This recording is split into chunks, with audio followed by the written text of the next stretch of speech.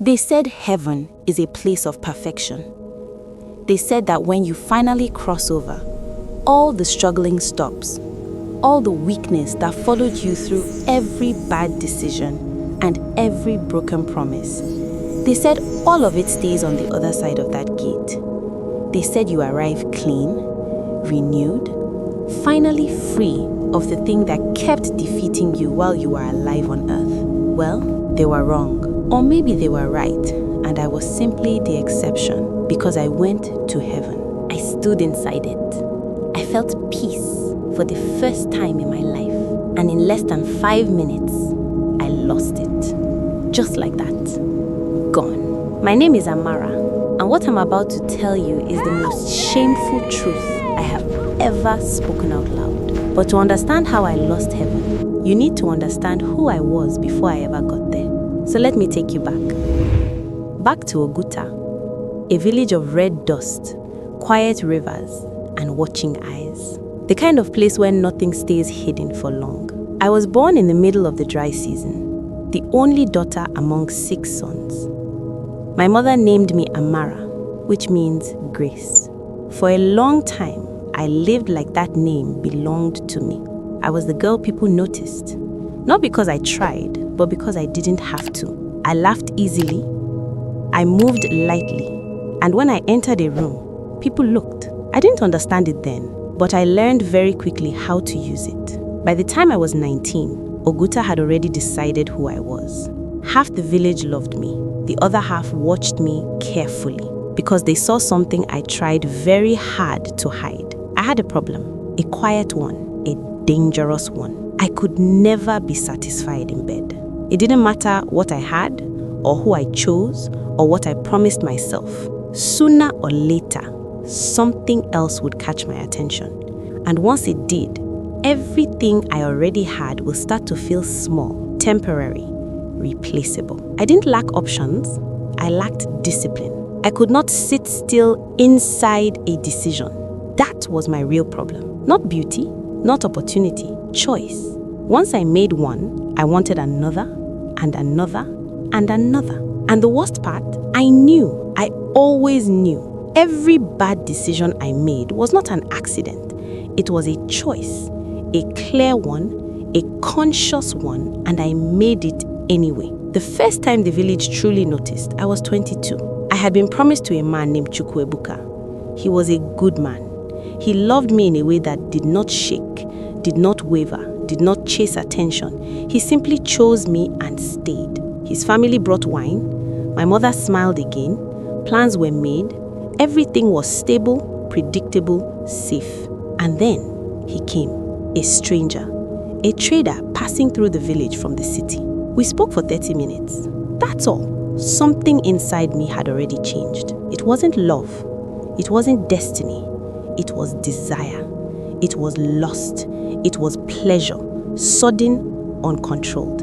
And that was enough. What followed destroyed everything I had just built. The engagement ended, not directly by me. I made choices that forced him to end it himself. My mother didn't speak to me for 4 months. My eldest brother looked at me like he didn't recognize me anymore. That silence stayed with me longer than any insult would have. I told myself it would be different next time. It wasn't.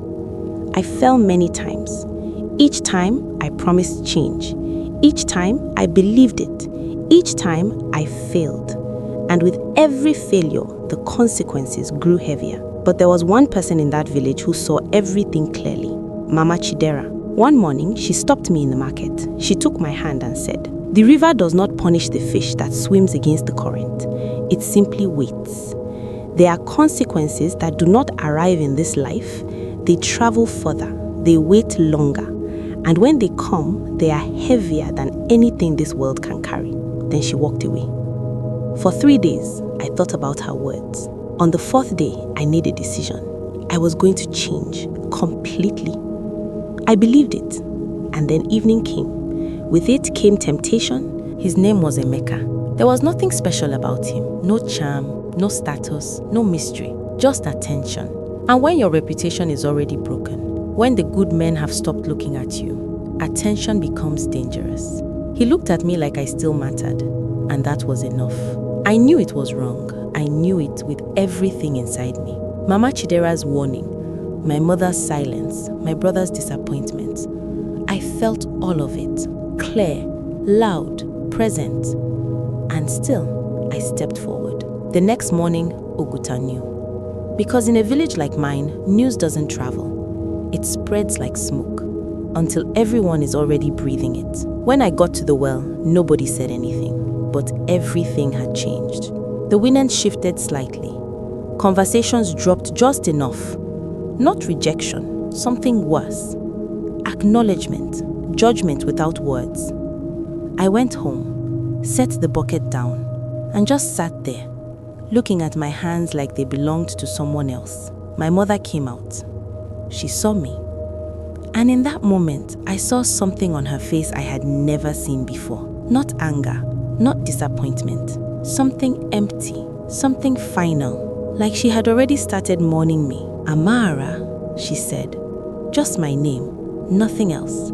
Then she turned and went back inside. That broke me more than anything else ever had. So I made another promise, a real one. Or at least I thought it was. This time I will change.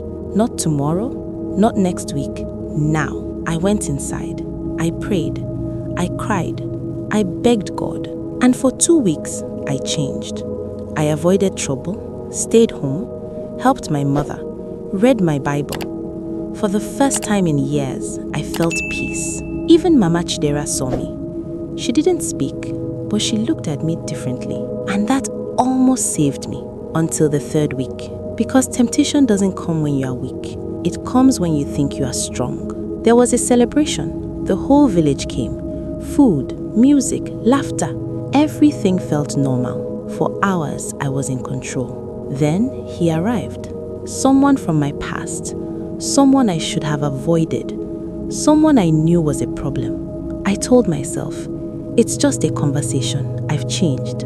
I'm stronger now. I was wrong. Because 1 hour later, I wasn't in control anymore. Oguta knew again. But this time, something else happened. I fell. One moment I was standing. The next, the ground was gone. My body shut down. My heart pounded like it wanted to escape me. The light was too bright. The world too loud. Then, darkness. They carried me inside. Voices, prayers, footsteps, fear. The medicine man came. People spoke around me. But I already knew something was ending. And strangely, I wasn't afraid. I felt tired. The kind of tired that comes from fighting yourself for too long. Mama Chidera came that evening. She sat beside me and held my hand. I kept failing. I whispered, I know, she said. I didn't want to. I know. Silence. What happens next? I asked. She looked at me deep and certain.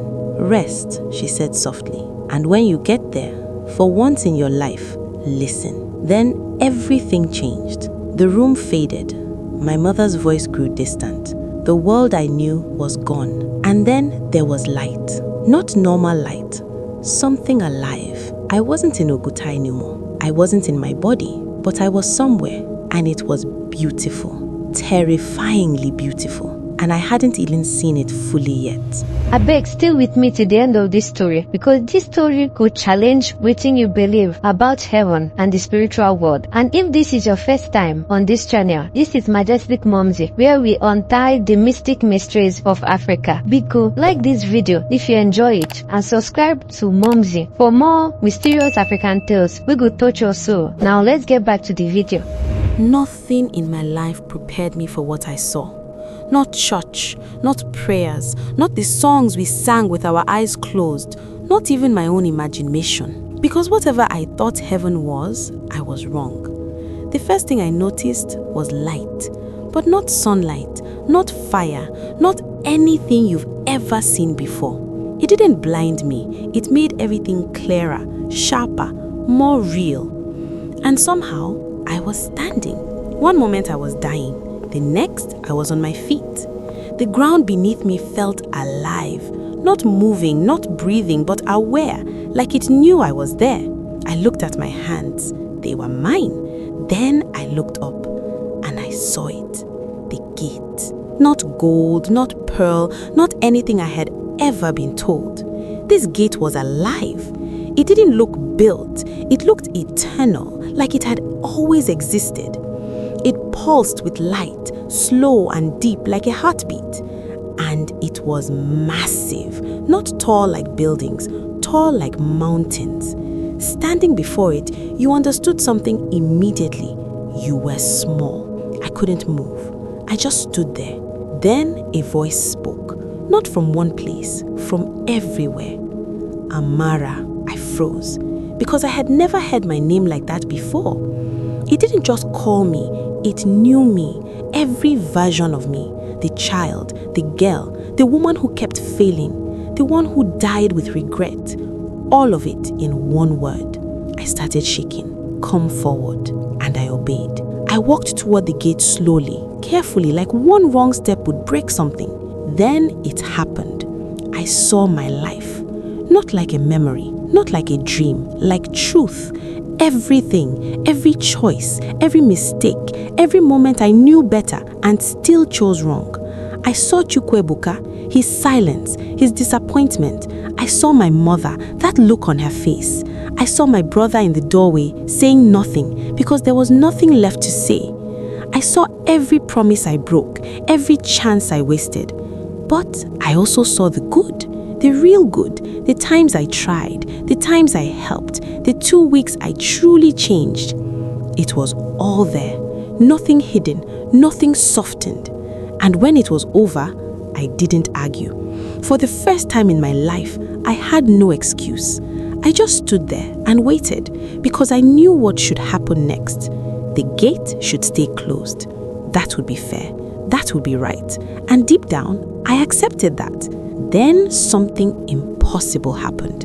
The gate started opening. Slowly, silently, I felt something break inside me. Amara. The voice spoke again, but this time there was something new in it. Mercy. You failed, but you wanted to change. Tears filled my eyes. You were being given what you did not earn. My knees almost gave way.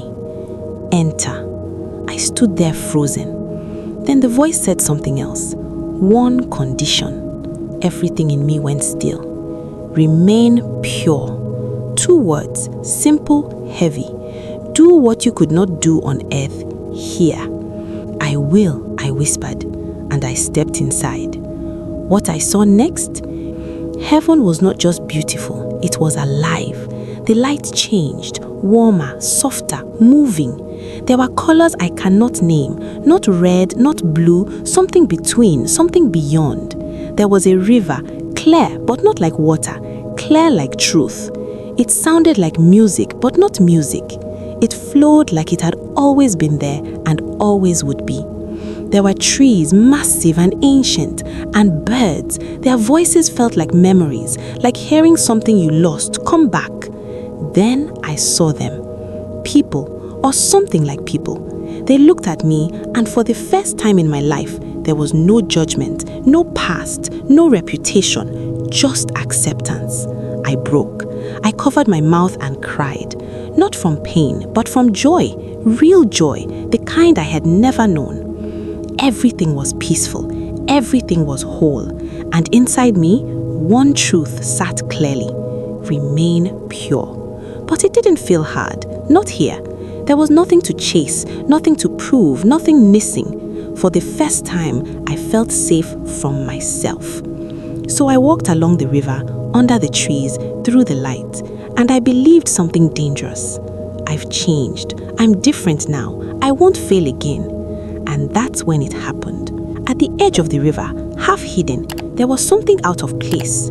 I stopped and looked closer. It was a mirror. Simple, dark frame, old wood, like something from home. That alone was wrong. Nothing here looked like earth except that. I stepped closer slowly, and I saw my reflection. But it wasn't me.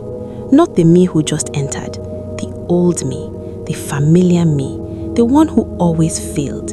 She smiled, and in that smile, I felt it instantly. That feeling, the one that had ruined everything. Desire. I froze. I knew what to do. Turn away, walk away. That was all. But my feet didn't move. The condition echoed inside me. Remain pure. I stood before that mirror in heaven, with the gate still warm behind me, tears still wet on my face, and mercy still echoing inside my chest. The mirror should not have been there, but now I understand. It wasn't a trap. It was a revelation and a test. Because a mirror doesn't create anything. It only shows you what is already inside you. And what it showed me was the version of myself I thought I had left behind. She stood there smiling, familiar, comfortable and dangerous, with the same tilt of the head and the same quiet confidence. She offered the same lie. This time is different. No, I whispered, but I didn't move. I had lived this moment before, at the market, at the guest house, at the compound wall the next morning. Different place, same decision. This is heaven, I told myself. You're not that person anymore.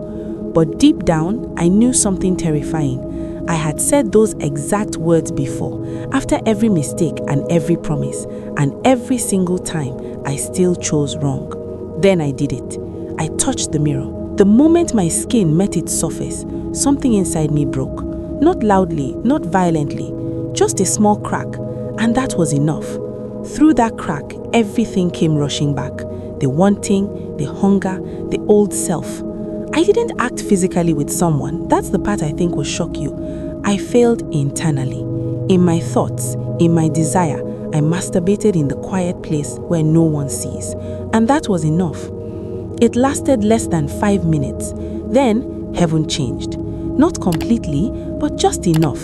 The light stopped breathing. The river lost its rhythm, and the peace pulled back like something had withdrawn from me. Then the voice came, Amara. This time it wasn't from everywhere. It was from one place within, focused and final. You were given what you did not earn, it said. You were asked for one thing, not perfection, not greatness, just one moment of discipline, and you could not give it. The mirror dissolved, gone as if it had never existed, but the damage remained. I fell to my knees, pleading for one more chance.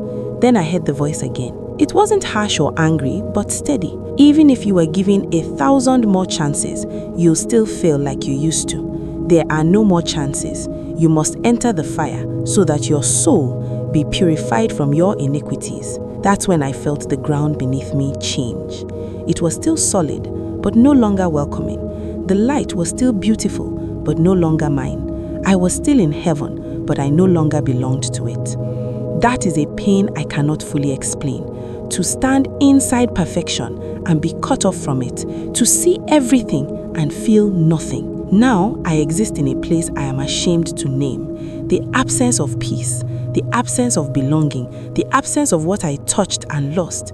It is a place of torment, a place of purification, a place filled with the cries of many, the fire of hell. And every moment I remember the light, the river, the gate, and the mirror. Most of all, I remember the exact moment I could have chosen differently and didn't. That's what breaks you. Not the punishment, but understanding. Because now I know the truth. Desire is not change. Intention is not discipline. Feeling is not transformation. You don't become better because you want to. You become better because you choose differently when it actually matters. That moment is never loud or dramatic. It's quiet, small, and easy to ignore. It's the moment when the mirror is in front of you and no one is watching. That is where your life is decided.